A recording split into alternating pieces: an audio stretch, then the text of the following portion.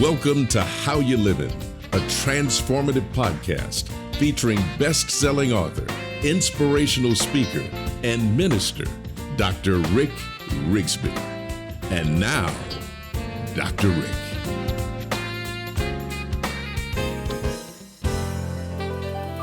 Hello, friends. Thanks so much for joining me today. I want to talk to you about treasures. I'm speaking about family treasures, something passed down from previous generations. The treasure I'm talking about is synonymous with heirloom or inheritance, something of significance, something of supreme value to the recipient, something we cherish or prize. Curiously, I wanted to know what the most common treasures were that people pass down. According to Legacy.com, here are some of the most common: jewelry, timepieces, houses, land, furniture, cars and boats and guns, letters, diaries, scrapbooks, quilts, collectibles, artwork, musical instruments, of course the Bible and other books, cedar chests, hope chests, steamer trunks, clothing, especially wedding dresses, and of course military collections represent just some of the most common heirlooms.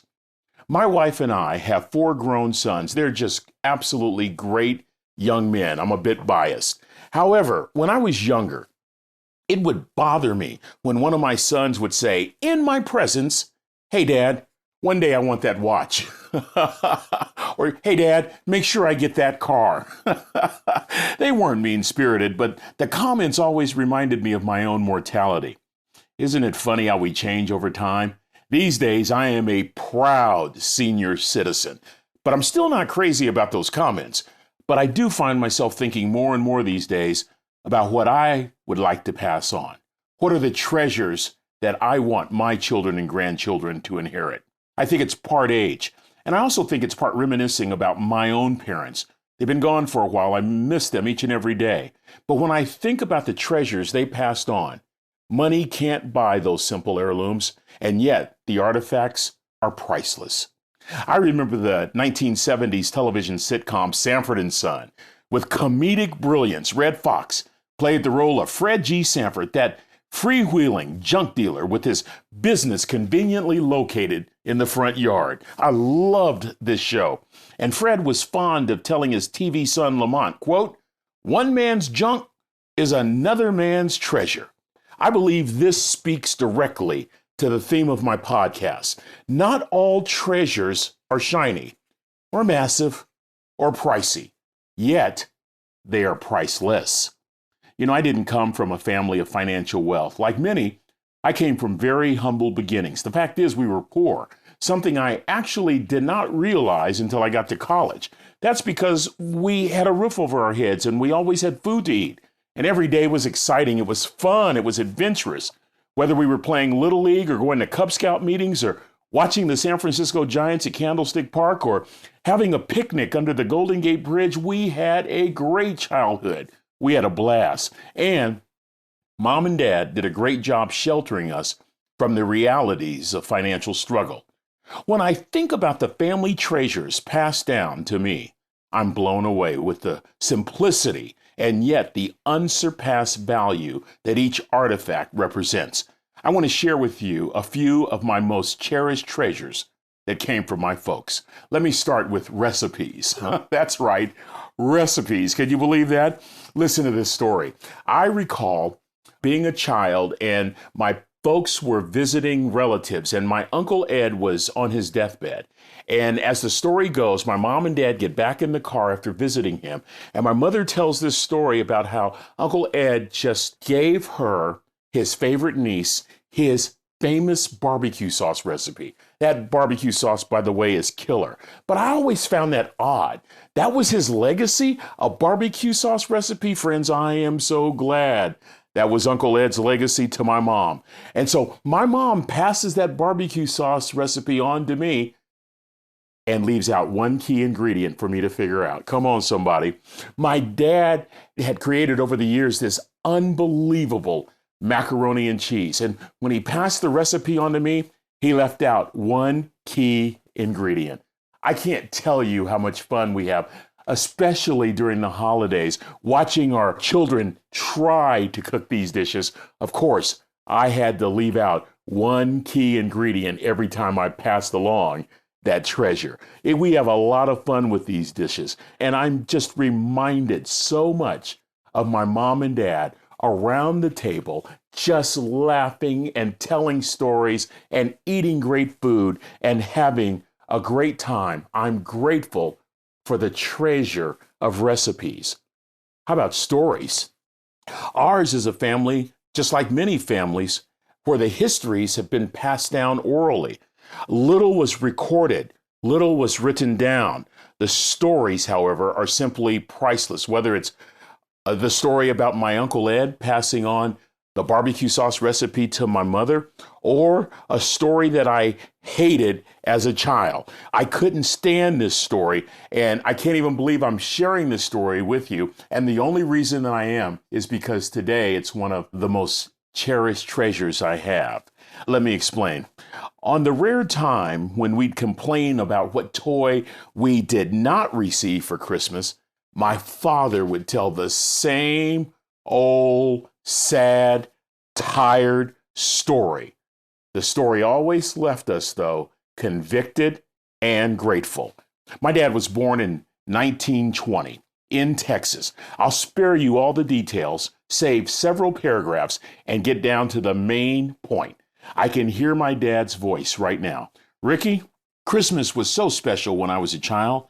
Regardless of how bad the weather, my father would go hunt for food, and whatever he trapped or shot was what we ate for Christmas dinner.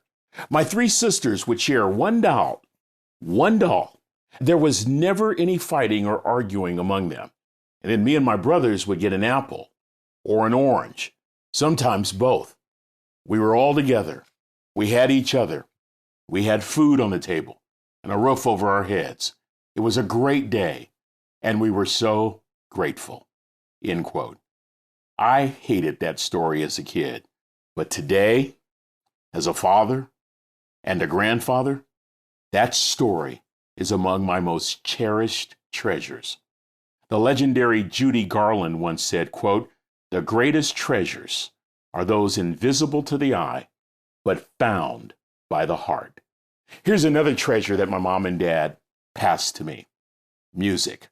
When I was a kid, I had to listen to whatever my parents listened to. I didn't buy my first 45 record until 1965. If I recall, it was James Brown's Papa's Got a Brand New Bag. Come on, somebody. A few years later, I saved up another 45 cents to buy a second 45. It was the Beatles' Hello, Goodbye. On the other side of the 45, the song I Am the Walrus. But the reality is this. Prior to being able to afford my own 45s, I spent the first several years of my life listening to and developing a love for whatever my parents were playing. Now, my folks loved the blues. They loved Muddy Waters, John Lee Hooker. They loved B.B. King. And to this day, so do I. My folks loved jazz. Jazz played in our house all the time. I'm talking about jazz greats: Miles Davis, Charlie Parker, John Coltrane, Duke Ellington, Ella Fitzgerald, Louis Armstrong. My mother loved this piano player called Jimmy Smith. I guess he was actually an organ player because his nickname was the Organ Grinder. My dad's favorite, Junior Walker and the All-Stars. Their favorites became my favorites. And I have many of those albums today actually stored in the very same stereo that my mom and dad bought at the Firestone Tire Store back in 1964. By the way, when you purchased a stereo back in 1964 from Firestone, you also received a free album. And I still have that Julie Andrews' Favorite Christmas Carols Volume 5 album, presented by Firestone. My boys grew up on the Jacksons, Earth, Wind and Fire, the Commodores, Stevie Wonder, Marvin Gaye.